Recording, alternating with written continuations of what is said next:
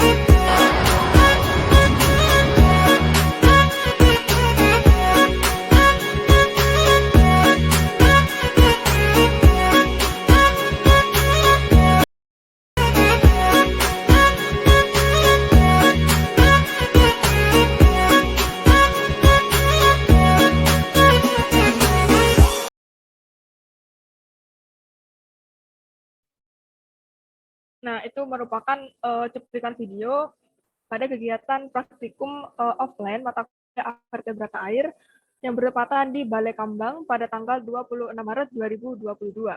Terima kasih.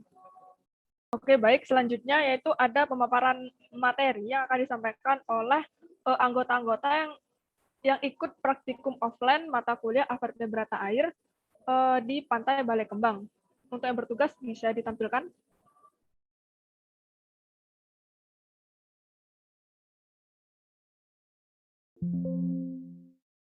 Baik, selanjutnya yaitu pemaparan PPT Avertebrata M01.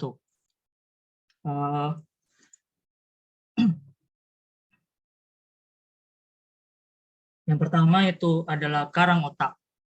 Klasifikasi dari karang otak yaitu filum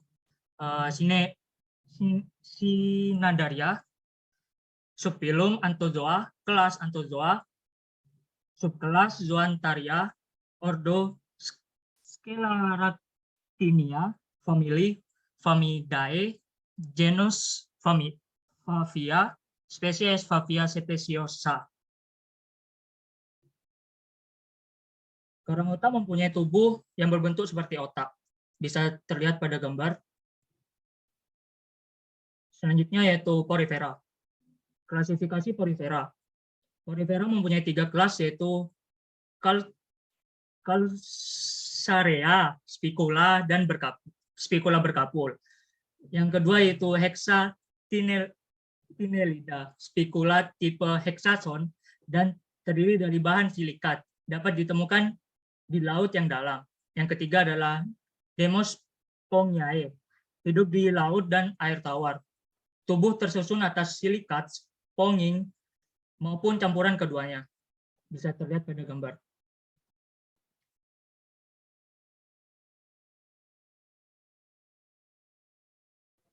Oke, organisme selanjutnya yang kami temukan pada praktikum kemarin yaitu ada kepiting laut. Nah, klasifikasi dari kepiting laut ini, kingdomnya yaitu Animalia, filum Arthropoda, subfilum Crustacea, kelas Malacostraca, ordo Decapoda, famili Portunidae, genusnya Scilla, spesies Scilla serrata. Nah, di sini kami menemukan 2 kepiting, yaitu kepiting jantan dan kepiting betina. Untuk perbedaannya pada kepiting laut ini bisa dilihat pada gambar yang sudah ditampilkan. Nah, di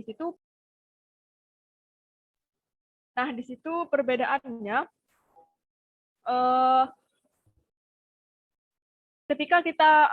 ketika kita melihat di bawahnya kepiting itu berbentuk lebih lebar daripada sebelumnya. Nah, itu berarti kepiting wanita ataupun perempuan seperti itu. Nah, dan juga kami menemukan banyak kepiting kecil di tepi pantai. Untuk warnanya kepiting kecil ini cenderung putih agak transparan. Oke, next.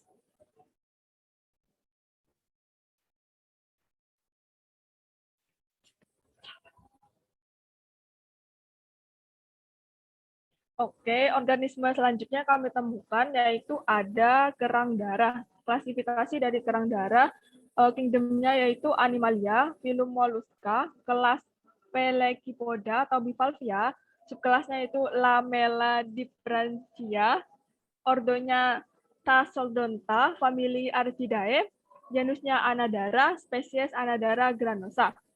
Karang darah yang kami temukan ada dua bentuk seperti pada gambar di samping. Dan untuk isinya sendiri itu sudah tidak ada ataupun kosong. Kerang ini cukup mudah ditemukan di tepi pantai. Oke, next. Selanjutnya adalah teripang. Teripang sendiri diklasifikasikan kingdom Animalia, filum Echinodermata, kelas Holothuriida. Teripang ini susah ditemukan di pantai Balai Kambang, tetapi kami dapat menemukan cangkang dan isinya meskipun terpisah. Kulit durinya halus sehingga sekilas tidak tampak sebagai jenis Echinodermata. Tubuhnya seperti mentimun dan disebut mentimun laut. Manfaat teripang sendiri selain sebagai sumber ekonomi karena memiliki nilai jual, juga sebagai salah satu keystone spesies atau biota kunci bagi keseimbangan ekosistem perairan dangkal. Di dalam tubuh teripang sendiri mengandung serat kolagen yang tinggi yang dapat mempercepat penyembuhan luka. Selain itu, teripang juga dimanfaatkan sebagai obat tradisional untuk mengobati kerusakan pada sistem kerja ginjal, organ reproduksi, dan saluran pencernaan. Next.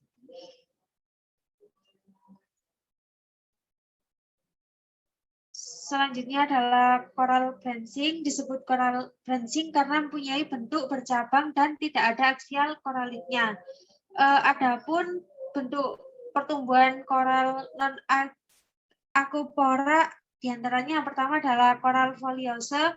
Karang ini berbentuk seperti serutan kayu atau lembaran. Yang kedua adalah coral encrusting yang berbentuk mengerak. Yang ketiga adalah coral branching seperti pada gambar. Yang keempat adalah coral submasif, hampir sama dengan jenis Acropora. Jenis ini berbentuk tidak beraturan dan seperti kolom. Dan yang kelima adalah coral mushroom, berbentuk seperti jamur. Selain dari Porifera, jenis karang otak dan Echinodermata, kami juga menemukan karang yang bercabang atau biasa disebut coral branching pada gambar. Next.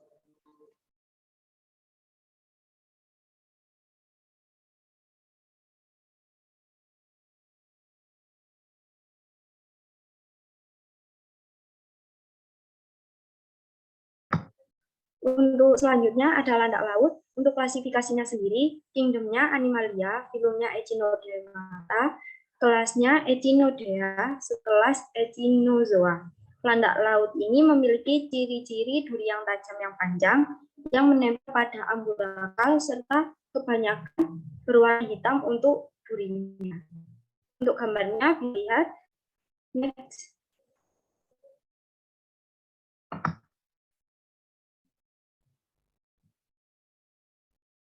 Dan selanjutnya ada bulu babi. Untuk klasifikasinya sendiri, kingdomnya Animalia, filumnya Echinodermata, kelasnya Echinodea, subkelasnya Echinozoa. Nah, di sini kami juga menemukan bulu babi seperti gambar tersebut. Ada dua bentuk gambar. Yang satu itu ada duri-duri halus dan yang kedua itu tidak ada. Nah, perbedaan landak laut dan bulu babi sendiri terletak pada durinya. Landak laut durinya relatif panjang dan hitam, sedangkan untuk bulu babi duri-durinya lebih halus dan pendek, serta pada bulu babi Ini dapat dibedakan pada amburakalnya. Nah, bulu babi sendiri mempunyai amburakal sisi terang dan sisi gelap. Next.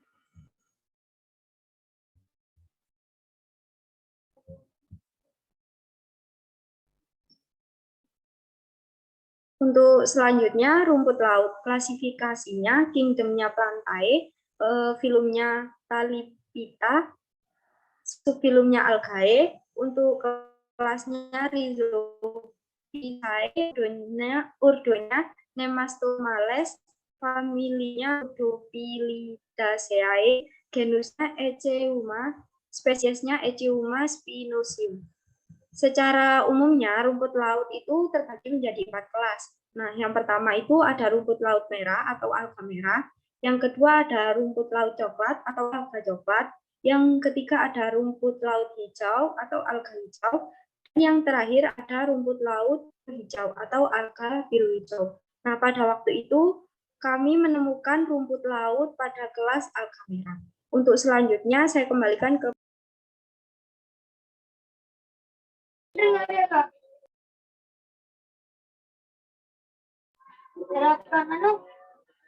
Baik, terima kasih atas pemaparan materinya. Baik, selanjutnya saya akan melanjutkan pada sesi tanya jawab. Kepada teman-teman yang mempunyai pertanyaan, bisa mengaktifkan fitur raise hand, kemudian menyalakan mikrofonnya jika sudah dipersilakan.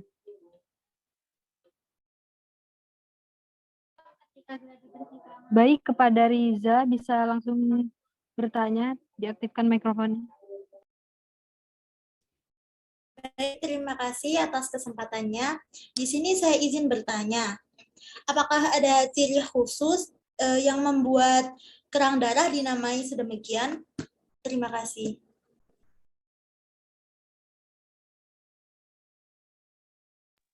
Baik, untuk teman-teman perwakilan boleh langsung dijawab pertanyaannya.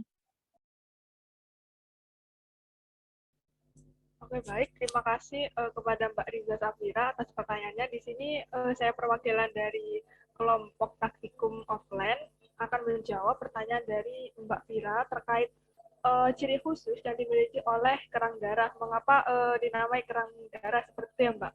Mungkin mengapa dinamai kerang darah? Karena kerang darah itu memiliki warna daging merah seperti darah. Untuk warna tersebut itu disebabkan oleh kandungan hemoglobin ataupun protein sel darah merah yang tinggi. Oleh karena itu, kerang darah dinamakan sebagai kerang darah seperti itu. Apakah ada feedback atau sudah terjawab, Mbak Riza Safira? Baik, terima kasih Mbak Melinda atas jawaban yang sudah diberikan. Sudah cukup menjawab. Baik, terima kasih Riza atas pertanyaannya. Kemudian untuk pertanyaan yang lain boleh teman-teman diaktifkan fitur raise hand-nya.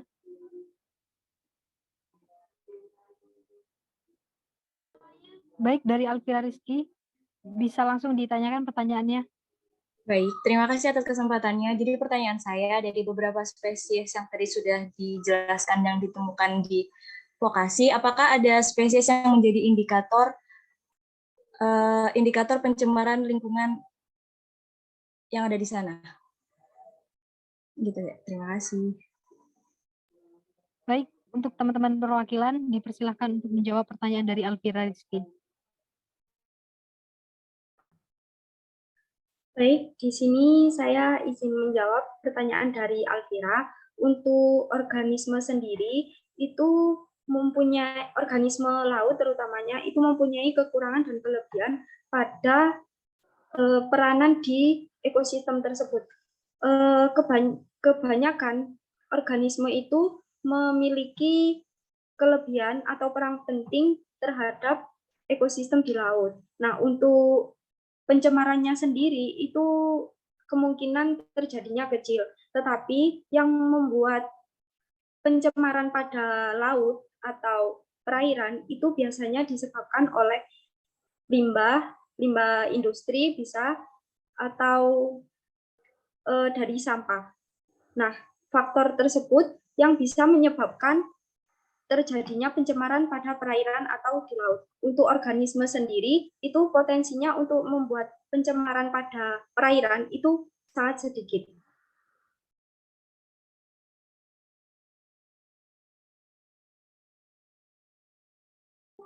Baik, terima kasih Mbak Dila atas jawabannya.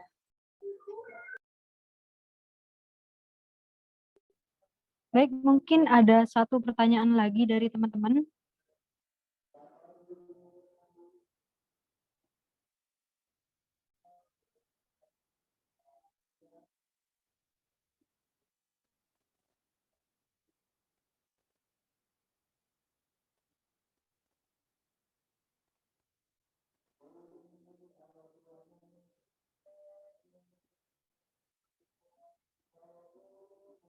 Jika sudah tidak ada pertanyaan, maka sesi tanya jawab akan saya akhiri. Karena kita telah sampai di penghujung acara, maka saya ucapkan terima kasih kepada seluruh audiens yang telah hadir pada sesi diskusi kali ini, dan saya juga ucapkan terima kasih kepada teman-teman perwakilan yang telah menyampaikan materinya dengan sangat baik.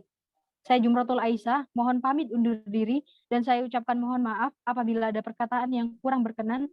Sekian dari saya. Wassalamualaikum warahmatullahi wabarakatuh.